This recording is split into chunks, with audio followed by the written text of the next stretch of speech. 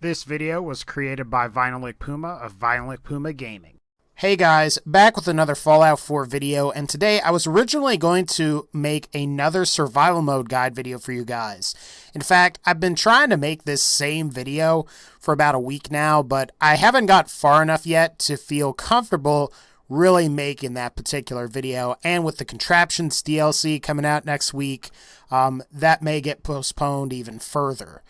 So instead, I figured I would talk about an interesting concept put forward by the developers over at Bethesda Game Studios, that the sole survivor, or the player character, was in fact a synth. Now, this revelation was first presented back when the Far Harbor DLC first came out about a month ago, and at the time, I didn't really consider making a video about it, but now that I've finally had a couple of months to digest the DLC, I'd go ahead and I'd put forward my case as to why the player character, or sole survivor, is in fact not a synth. So this will be 5 reasons why the sole survivor isn't a synth. Now, my first reason here pertains to the Brotherhood of Steel quest line. Now, provided you ask the Brotherhood for help in constructing the teleportation device to initially get into the Institute, the Brotherhood will be able to scan the Institute's database, and while they do this, they find out that Paladin Danse is in fact a synth.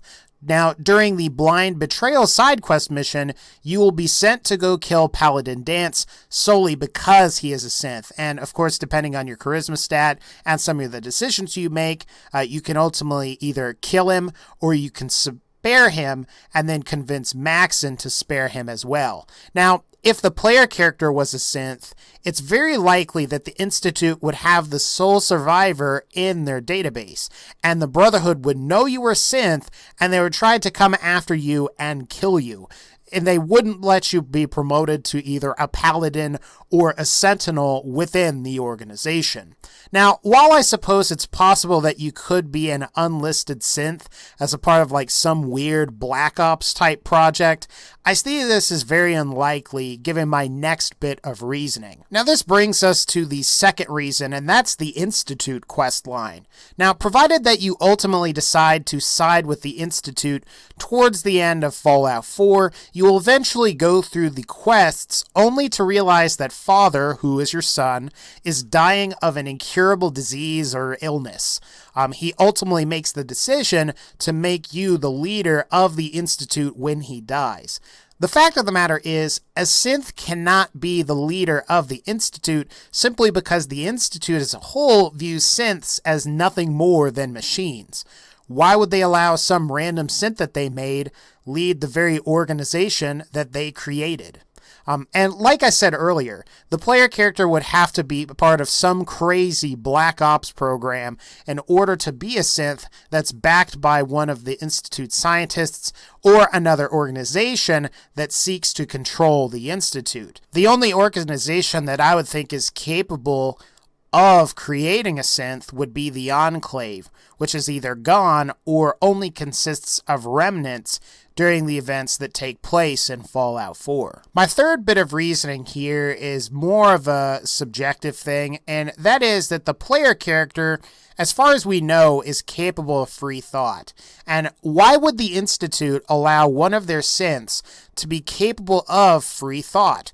After all, one of the reasons that synths aren't supposed to be capable of free thought is because the Institute wants to be able to control them and give them commands. In fact, the Synth Retention Bureau solely exists to reclaim synths, provided that they've gone rogue. If someone in the Institute was controlling you, why would they let you destroy the Institute towards the end of the game, whether you decide to side with the Minutemen, the Railroad, or the Brotherhood of Steel? It seems like they would send someone after you to neutralize you, which is going to get into the next thing that I want to discuss here, as I also think this is important. And the fourth thing here is going to be that all synths have a recall code. And while you're talking with DiMA, he mentions that the only way to find out if you're a synth is if they kill you. Now, provided you played through some of the Institute's quests from the vanilla game, you would know that there are other methods of finding out whether you are a synth or not. without actually killing you. Now, during the Synth retention quest, where you travel with X688 to retrieve one of the rogue synths from Libertalia, X688 provides you with the recall code, which immediately deactivates the synth in question and makes your fight with all of the bandits a little bit easier. Now, it's very likely that if the player character were a synth, they would also have one of these recall codes. And what benefit is there to the Institute if one of their synths didn't have a recall code? That would make the synth extraordinarily more difficult to recapture, provided it decided to go rogue and didn't do the Institute's bidding. My final bit of reasoning here has a lot to do with Kasumi Nakano and how I think DiMA overall is just full of crap. Now, this is interesting to mention, but according to the Fallout Wiki, if you kill Kasumi Nakano, she doesn't drop a synth component. Now, if she was a synth, she would actually be dropping a synth component upon death, like Paladin Dance or X688 do when you kill those two.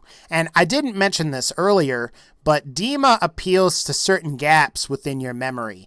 He basically says and tries to say that, well, you only remember what happened the day the bombs fell, therefore there are gaps in your memory, therefore you're a synth. Well, that's sort of BS, because during the Blind Betrayal quest, where you have to decide whether you're going to kill Paladin Dance, spare Paladin Dance, or whatever you decide to do, he says this, and I quote, "I remember being a child. I remember growing up in the ruins. Everything."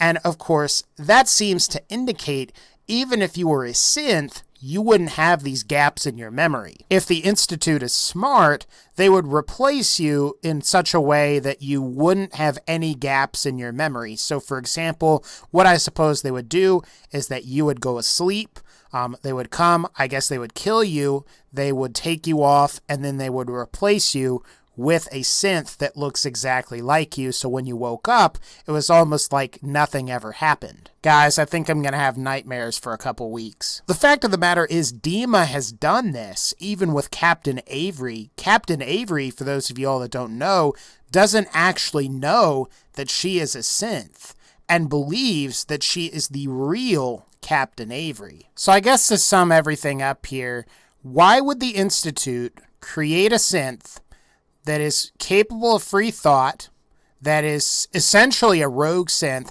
They're going to let that synth control and lead the Institute. It doesn't make sense. It's stupid. You're not a synth. Deal with it. Anyway, guys, that's going to pretty much wrap up this particular video. If you like this video, please be sure to leave a like and actually let me know whether you still think, after everything I've said here, if the sole survivor or your player character is still a synth. I would be curious to know, and if you have any rebuttals, it would be also interesting to read those in the comments as well. So anyway, guys, take care, and I'll see y'all next time.